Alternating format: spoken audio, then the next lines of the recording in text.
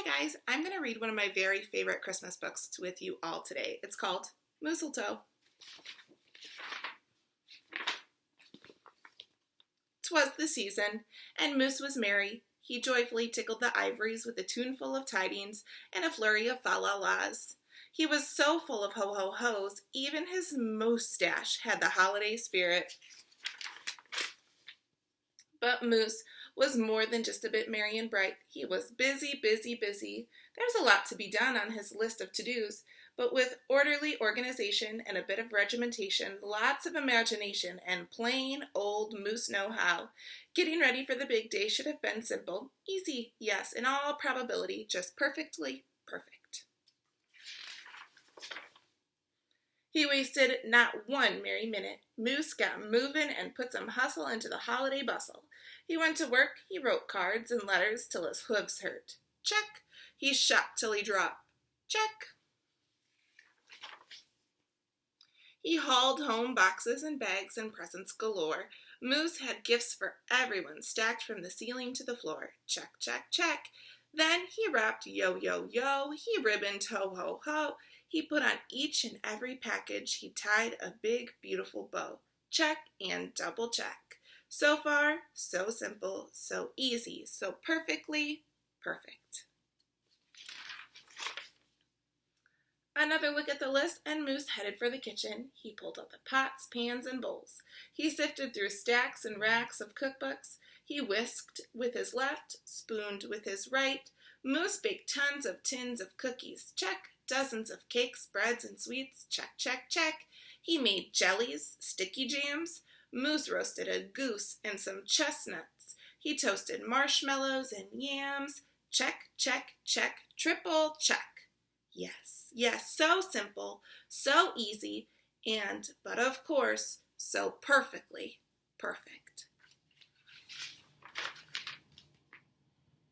Decorations were up next on his list of things to do and get done, so Moose decked the halls, then spruced the walls. He beaded, bowed, and mooseltoed. He gathered garlands, roped wreaths, and holly, jingled bells, sang noels.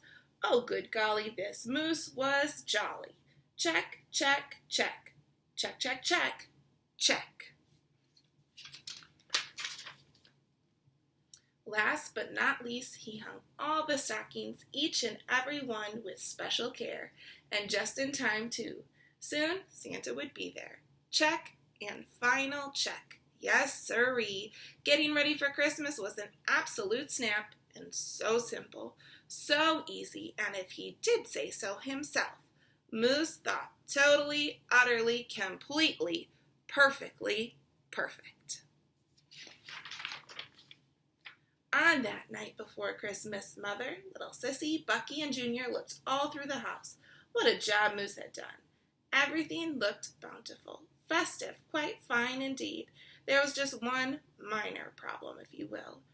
Oh dear, sighed the missus, as the five stared at one empty corner. Oh my, oh me, oh gee. Pop, what happened? Cried Junior. You forgot the tree. Whoops. Where would they hang the tinsel, string the popcorn, light the lights? Where would Santa leave the gifts for the kiddies on Christmas Eve night? So Moose pulled on his galoshes, put on his hat. He would find a tree somewhere, somehow, and that's all there was to that. So out went the Moose, braving blustery, blowing winds and the cold, trudging through snowdrifts, courageous and bold.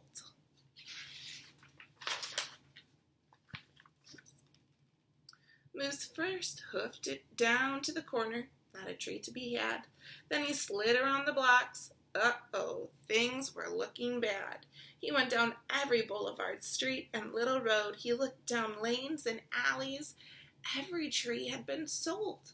There wasn't a branch, not a twig, not even one lousy bolus bough hung around. Nope, nada, nothing. Not a tree to be found.